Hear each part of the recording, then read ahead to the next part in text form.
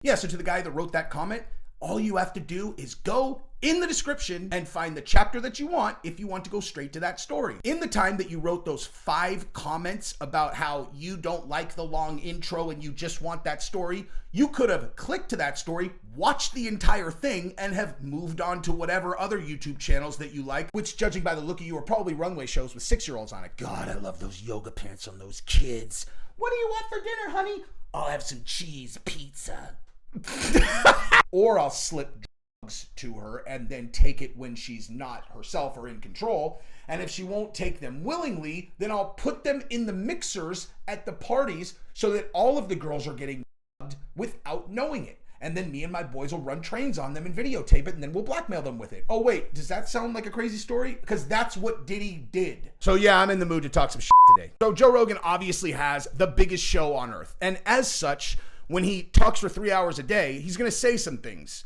And, you know, across the world, people are going to comment on the things that he said, especially if he's talking about things like Jeffrey Epstein and, you know, different things associated with that story.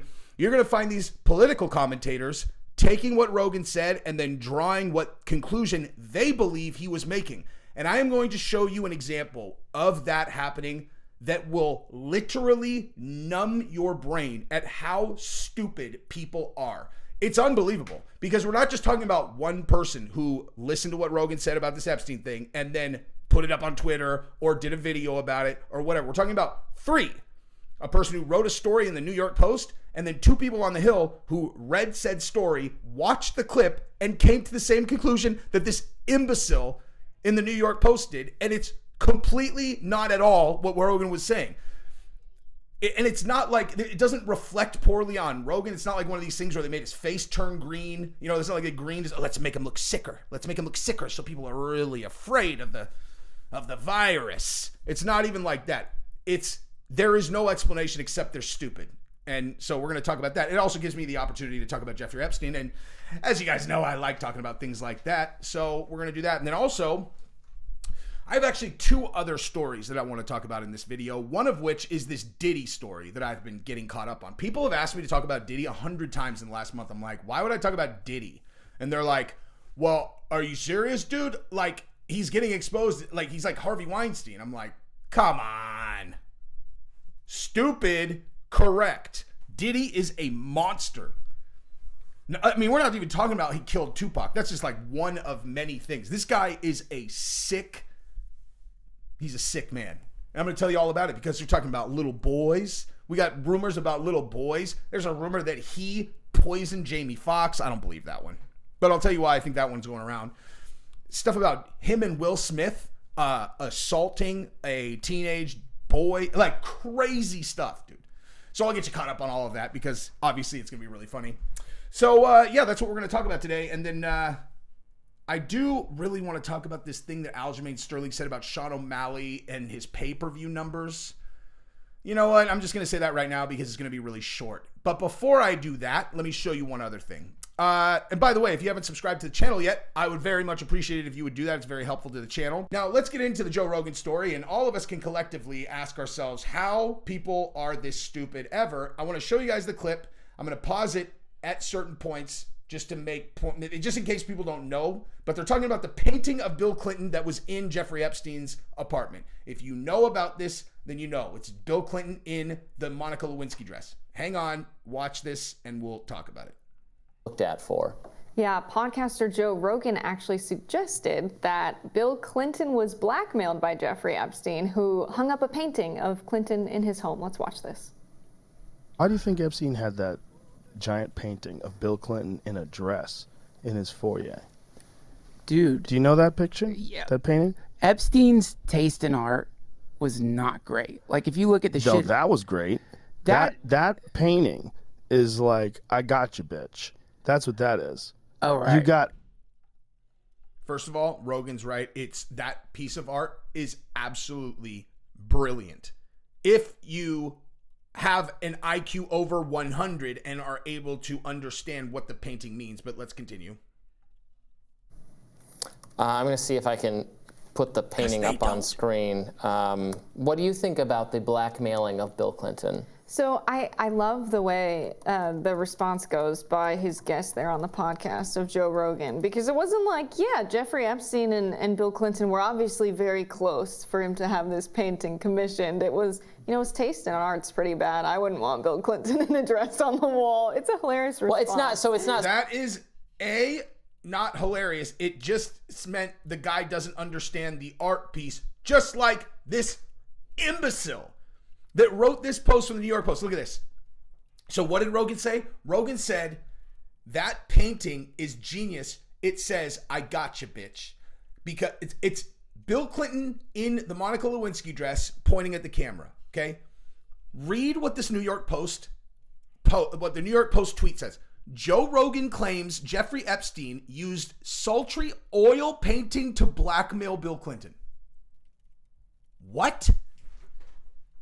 So, that's only one sentence. So maybe you think that people are misinterpreting this, which they obviously are. But, maybe it's like, okay, maybe that's not what this person who wrote this meant. But now let's listen to these two idiots say the same thing for the next couple minutes. Listen to this, and then I'll tell you, in case you guys are not understanding why this is so stupid, I will explain it to you. So let's put it, so there it is. Yeah. So it's not actually, I don't think, so Bill Clinton, forgive me if I'm wrong, he didn't pose for this. Somebody else posed for it and it was painted, and then they just painted it to look like Bill Clinton's face. So, the idea that, I don't think this is evidence of that he's being black. Like, it was public knowledge, this painting, well, I guess it later became public knowledge, but it's not, he wasn't trying to, Bill Clinton was like trying to prevent this painting from getting out or something. Like, he didn't pose for it. It was just like anyone could do this. Mm-hmm. So as evidence of blackmail, I don't know that it really amounts to anything. Oh my God. Oh my God. There is no way that this dude can be so smart most of the time and be so stupid right now. Okay, I can't remember if she also says this. I just remember as soon as I heard that, I was in the shower listening to it, and I started yelling out loud, oh my God, what a fucking idiot. So I might have talked over her. Let's hear what she says. But hilarious. Hilarious nonetheless. Hilarious. It's giving, it doesn't sound right because the client is Jeffrey Epstein, but paint me like one of your French girls. Yeah. But that has a whole different connotation given the Epstein situation.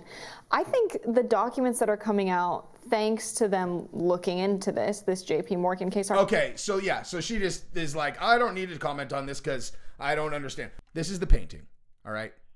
So it's Bill Clinton in the Monica Lewinsky dress.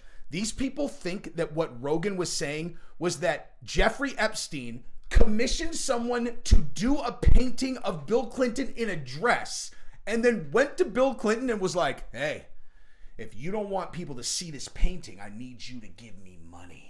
Or I need you to, make world events go the way I need them to go, because otherwise I'm going to show them this painting that I had done of you in a dress. What? I honestly, I can't even believe I'm saying this out loud. Obviously, the painting is a visual, artistic representation that he has bulletproof blackmail on Bill Clinton. Okay? He's not saying the painting itself is blackmail. How would you better represent to the world, I've got the most powerful guy in the world by the balls, than by painting him in the piece of evidence that killed him in his Monica Lewinsky trial? The dress was what got him because there was a presidential jizz stain on it. Okay? So what did the dress represent in the actual case? It represented damning evidence of malfeasance. Probably on a list of 500 things that Bill Clinton had done in the previous year, that being like at the very bottom, but nonetheless still damning to the public. That was the evidence that cracked him. So when Epstein has evidence of all kinds of other things on video, the way he puts it on his wall, because he's a narcissist and he's like, look, I got this guy by the balls, is he has a painting commissioned of Bill Clinton in the piece of evidence that killed him in the other trial. What kind of fucking morons could have thought that Rogan was saying that the painting itself is blackmail, that someone else made? Like, seriously. Okay, here, watch this, guys. Here, check it out, guys. All right, so here's ChatGPT here. Create Wow, bulletproof blackmail, guys. Connor will do anything to keep this from getting out now. Connor, I want $1 million. Just take the $1 million that you were going to give to Artem and pay it to me, and no one will ever see this dress except the people watching this video. Well, once you get done with one sick deviant, you move on to the next sick deviant. And so we talked about Jeffrey Epstein, and now we're going to talk about P-Diddy. So I wanted to show you guys this because I just wanted to put into perspective what kind of deviant this guy is as we're finding out. This is a person who you wouldn't want your kid around ever, ever. Not when they're young, not when they're old. He's the devil, okay? So the stories that are coming out is basically P-Diddy is Harvey Weinstein, just the black version in the music business instead of the old gross white version in the Hollywood scene, you know? So turns out when you have the ability to put people on and create their every dream they've ever wanted, and yet you still hold their career in your hand, something about being narcissistic, powerful, and, you know, male, in some cases, if you're a sociopath, leads you to take advantage of the female persuasion when everything they've ever wanted is in your hand. So instead of being like, you know, I really like the look of this girl's jib, I think what I'm going to do is I'm going to help her because I can tell she's dedicated, she's strong. She reminds me of my own sister. She reminds me of my daughter. Now, generally, that seems to not be how they're making decisions. They're like, I wonder if she would show me her private areas and then let me do whatever I want to them. And if she says no, maybe I'll just take it from her, or I'll slip drugs to her and then take it when she's not herself or in control. And if she won't take them willingly, then I'll put them in the mixers at the parties so that all of the girls are getting drugged without knowing it. And then me and my boys will run trains on them and videotape it, and then we'll blackmail them with it. Oh wait, does that sound like a crazy story? Because that's what Diddy did. Not once, commonplace. Diddy was drugging champagne bottles, marking them so that the boys knew those are the ones with drugs in them that the girls are supposed to drink without knowing. And when the girls started to figure it out, they still wanted to go to his parties. They stopped putting it there and they put them in the mixers. So it was in the orange juice, wasn't in the drinks, it was in the orange juice. So they'd mix their drinks and they were like, yum, yum, yum. Oh my God.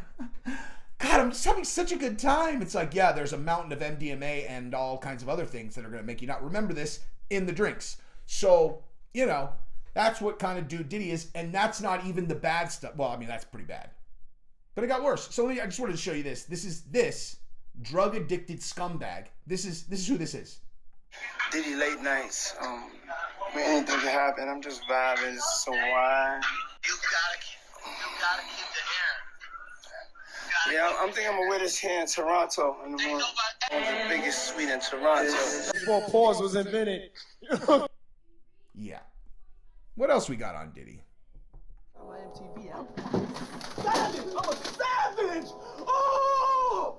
I'm a savage! Whatever I want, I'm going to get! Whatever I want, I have to get! So, he's the worst. This guy's the worst, man.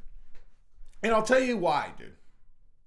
Now, am I, crazy enough to think that I wouldn't have found myself in lots of drug-fueled orgies had I ended up being a very famous, very powerful rap mogul in my early 20s? No, I would probably still be doing them.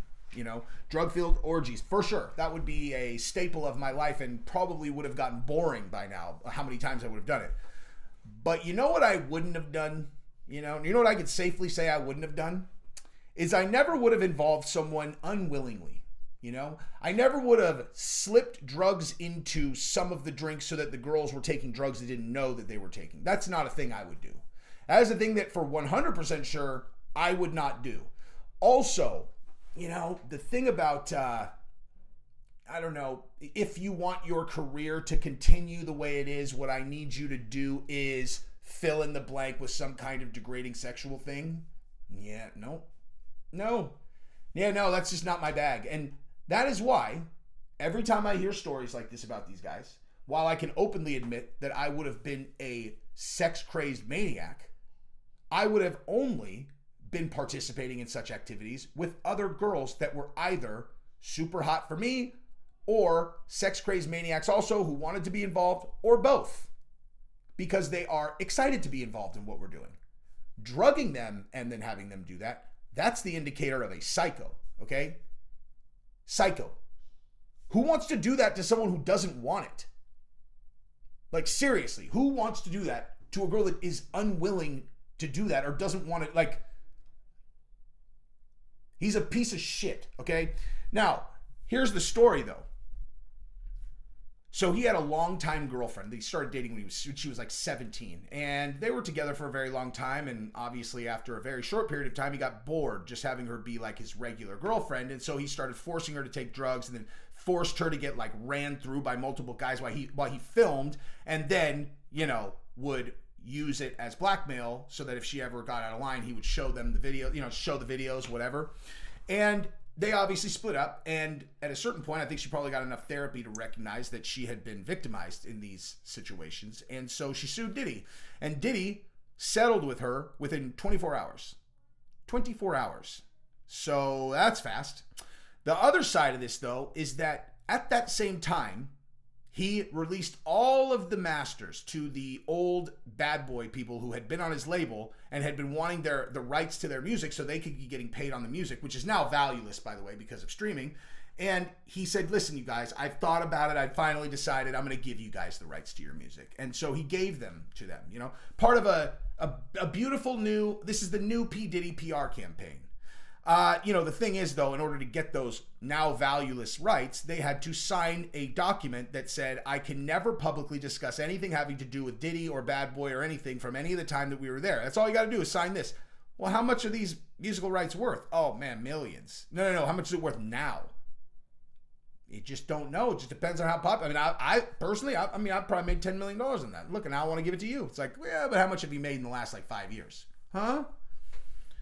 So he's giving them something that has no value and then getting them to sign away their ability to speak about this publicly. The only person who is smart enough not to take that deal is Aubrey O'Day, shockingly, because she seemed crazy to me. But she is actually the only smart one because she went to the rest of Danity Kane and was like, you know what? Do not sign that because those have no value.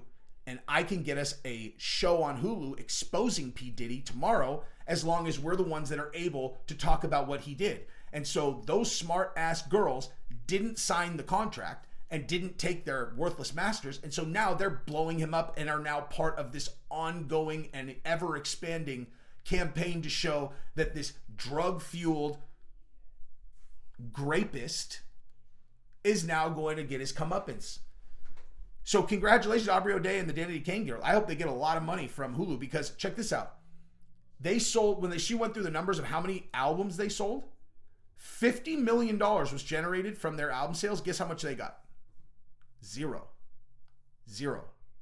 They didn't make $1 from their album sales. They were touring constantly. Nothing. Basically, the end of their contract, which represented what they would be paid, was just going to pay for the expenses that were associated with their tour. And so they were basically being paid and then paying it out, being paid, paying it out, being paid, paying it out. And Diddy is just racking it all in. He's doing this with all of his artists with no problem with that at all. Now, I realize this is kind of common practice for early, music deals.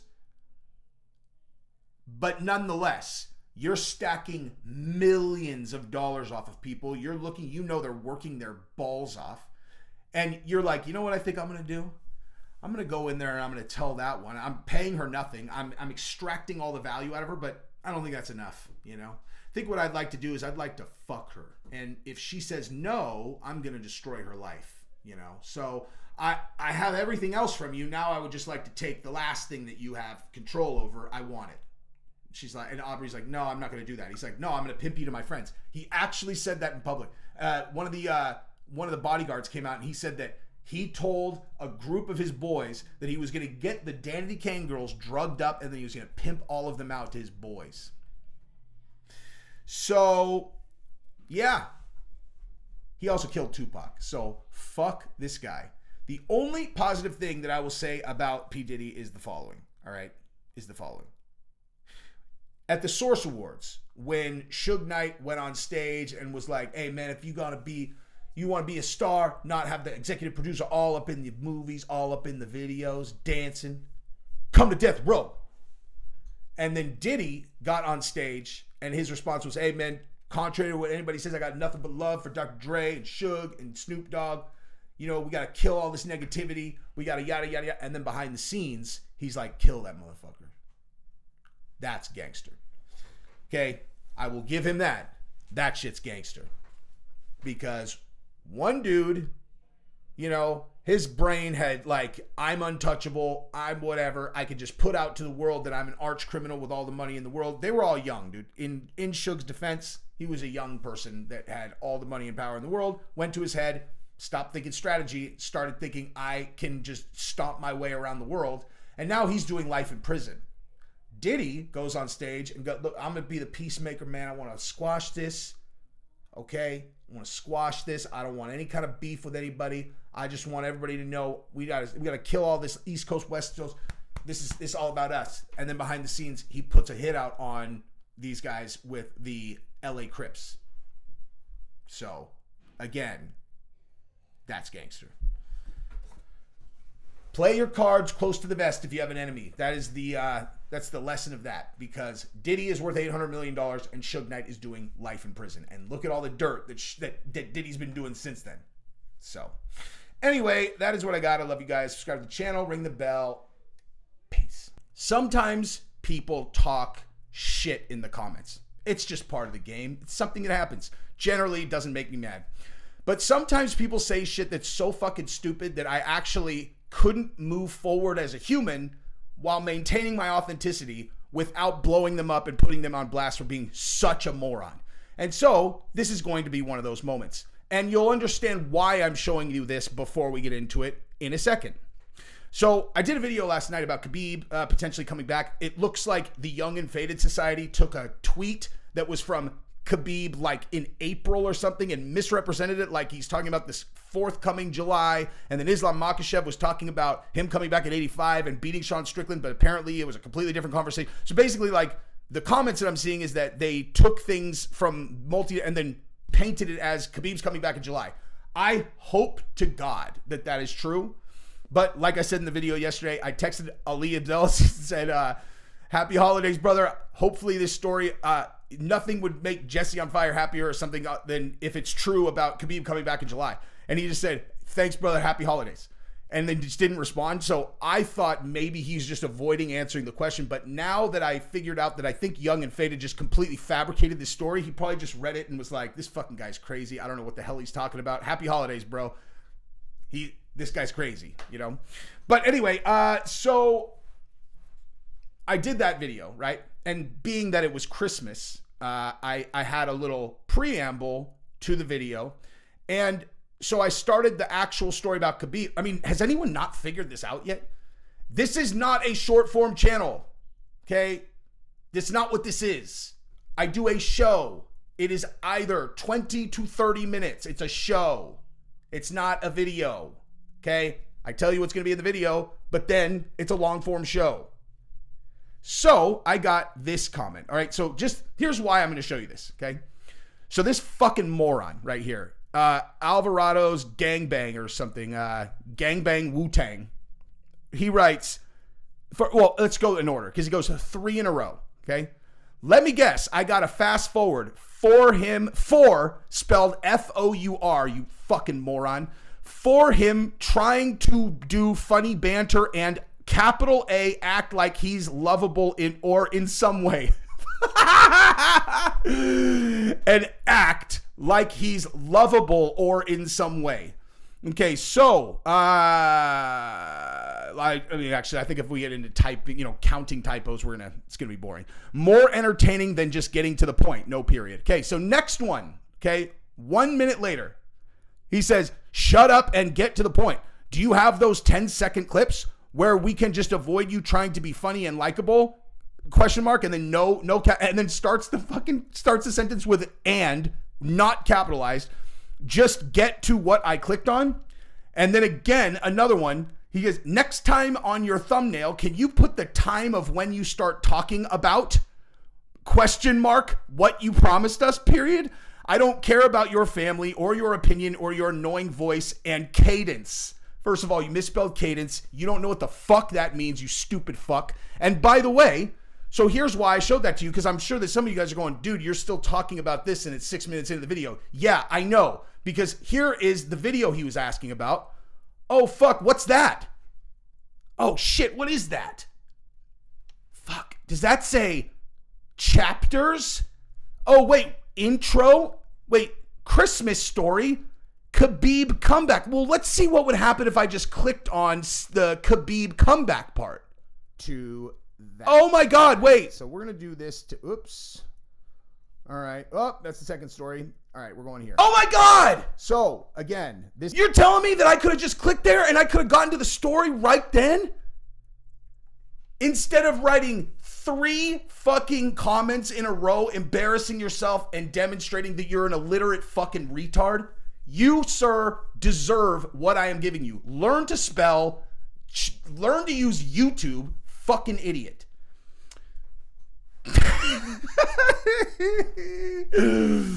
I'll probably put that in members only just because I have actually been talking for 7.5 minutes. But nonetheless, let's rock and roll. All right, so for everybody else, you can just use the chapter button if you want to go to a specific story. Maybe I'll put this at the beginning of the video.